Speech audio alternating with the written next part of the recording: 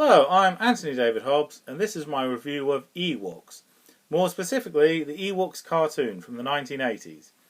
It first came out in America in 1985, was made by Nelvana Animation, the same company that did the cartoon in the Star Wars Holiday Special. But it didn't come out to England until 1987.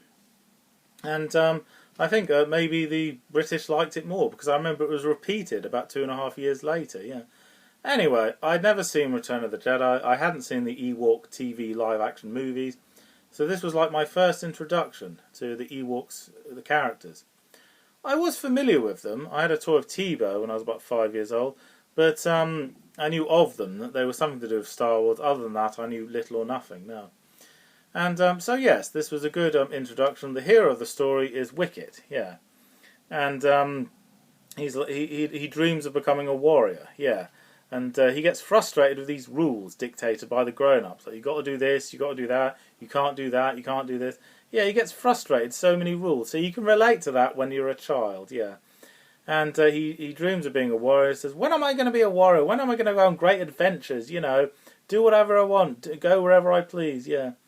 And he's not a naughty boy, but he does sometimes break the rules, but to prove his worth, to prove he has what it takes to be a warrior, yeah. And sometimes he breaks the rules to save the village, to save his tribe, and he has help from his friends, yeah. So the elders respect him for that. He's very brave, his heart's in the right place. But in spite of all his good deeds, he never officially becomes a warrior because they have some sort of age restriction. Yes, he's not old enough, he's still too young, yeah. And Wicket is accurate in the cartoon. This is more or less what he looks like in the film and in the cartoon, yeah. They took a lot of liberties of the other characters. For a start, here's Tebow, who's Wicket's best friend in the show.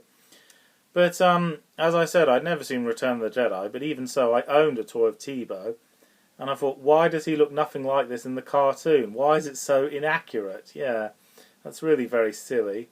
And then later, I did see the film Return of the Jedi and found out that, yeah, Tebow is grown up in Return of the Jedi, but he's a child. He's the same age as Wicket. Well, that's very inaccurate, yeah. Also, as you can see, Tebow has like this pig skin for a hood. He's a great warrior, yes, he's a fighter, yeah. Whereas he's a wizard's apprentice in the cartoon. Well, that doesn't make sense, that's silly. And sometimes the cartoon made fun of its own consistency. Well, basically, Tebow, Latara, has a big crush on him, but he doesn't seem to notice in Season 1. In Season 2... it's the other way round. Tebow has a big crush on Latara, but she doesn't seem to notice. So yes, unrequited love, yeah.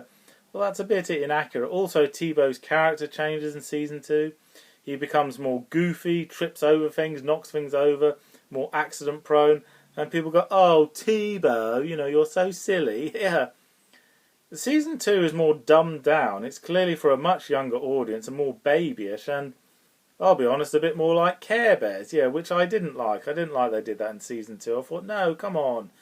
Ewoks are cute, but cute within reason. They're meant to be great warriors that will fight for their right, yeah. But they made them more babyish in Season 2. Something else that changed was the characters' voices. Yes, Wicket's voice, well, not just him, almost all the Ewok characters were voiced by different actors in Season 2. And they all sounded cuter. Yes, that was the belief. That's what the little kids want. That's your target audience. Make them cuter, make them more like Care Bears, therefore make them more marketable. But I think, no, that's silly. I thought they were quite cute enough as it is in Season 1. They didn't need to be made any cuter. But they were, yeah. Wicket is, he's called Wicket W. Warwick, which I thought was silly, giving him a surname. Yeah, Wicket W. Warwick. That's dumb. Because the Ewoks are meant to be like primitive savages, like in the Stone Age. Savages do not have last names. That's just dumb, yeah. And if he does have a surname, why don't none of the other characters have surnames, yeah. Now, Nisa, who's like the female equivalent of Wicket, yeah, she's the daughter of Chief Chirper. And yes, she's not afraid of danger, she's always up for adventure and helps her friends whenever she can. Latara is like a material girl, yes, she's obsessed with jewellery and nice clothes, looking good. Very vain character, but she helps her friends whenever she can, yeah. Master Logray, I suppose he is accurate to what he's like in the film. He's like a shaman, like a kind of mystic, yeah. But there's just one little problem. The hood is more or less what it looks like in the film and in the cartoon.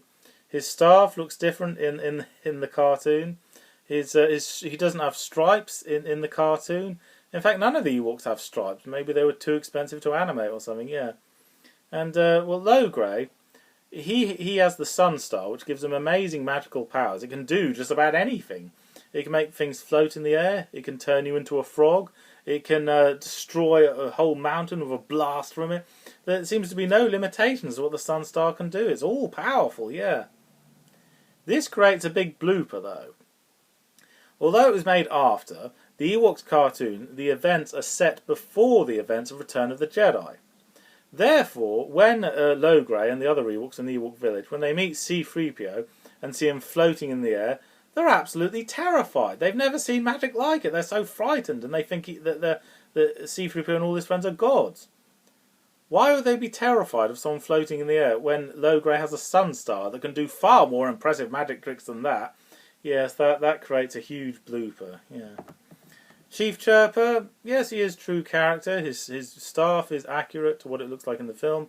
I don't actually own it at the moment. He's grey in the cartoon. Yes, that's accurate to what he looks like in Return of the Jedi. But they made his fur brown in Season 2. Why? What was the point of that? You're doing so well, and then you mess it up like that. Was it to make him look more cute, more like a teddy bear? I really don't know, but that's a bit silly. Another inaccuracy here is Paplu, and he looks nothing like this in the cartoon. Different coloured fur, his different hood. His hood is totally different, and he has what's like a little hat on his head. And Paplu in the cartoon has a big white moustache. He's meant to be a teenager. Yeah, he's a teenager in the film and a teenager in the cartoon.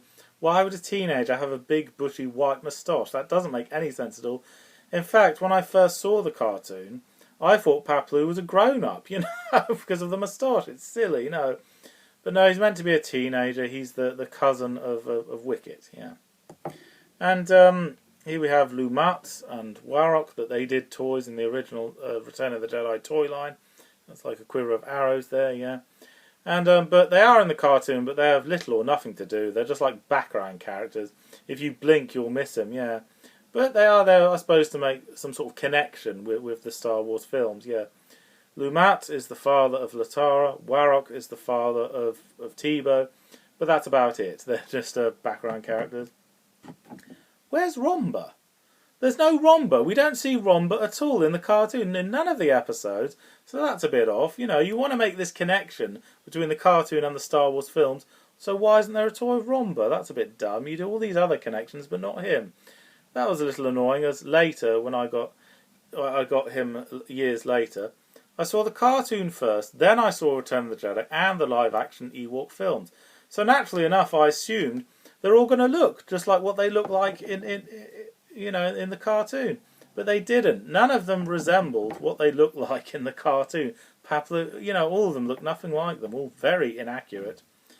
The only one that has any accuracy is Wicket. Yes, he looks more or less the same. Okay, he has an orange hood in Season 1 and then a green hood in Season 2.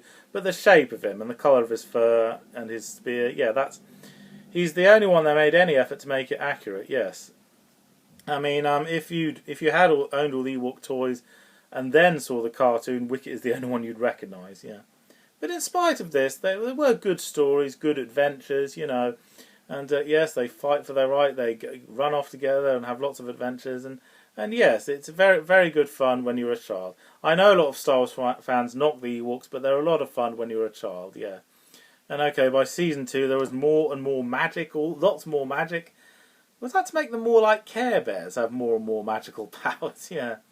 And in Season 1, there's a moral in each episode, but it's explained to you subtly. Whereas in Season 2, the moral of the story is not subtle at all. Lots of exposition, it's all in your face, yeah. And I thought the Ewok glider was really cool, because I'd never seen it before, yeah. And here, yeah, we see this in a few episodes of the cartoon. So yeah, that connects it to the Return of the Jedi film, yeah. My favourite episode was the last one, Battle for the Sunstar. And when you watch the cartoon, or when I did, at times I forgot it had anything to do with Star Wars, because there's no references to the Empire, or Luke Skywalker, or anything. the last episode, Battle for the Sunstar, we see Star Destroyer, we see Imperial Shuttle and Stormtroopers. So yes, yeah. I thought this episode was ultimately necessary. It's saying, yes, folks, this cartoon is a spin-off of the Star Wars franchise. So yeah, that's good. And a very good story as well, yeah. And the forest moon of Endor is totally isolated from the rest of the galaxy. Nobody else knows it exists. So this explains how the Empire found it. And they thought, nobody knows this forest moon exists. Well, it's a good place to build a secret base, a second Death Star. So yeah, that's good connection between the cartoon and Return of the Jedi. It gets very babyish towards season 2, but it's good fun. Yes, if you watch it as a child like I did, you'll really enjoy it, and I like it. It is a good spin-off for the Star Wars franchise. Okay, thank you for watching. I'm Anthony Hobbs, and I'm never bored.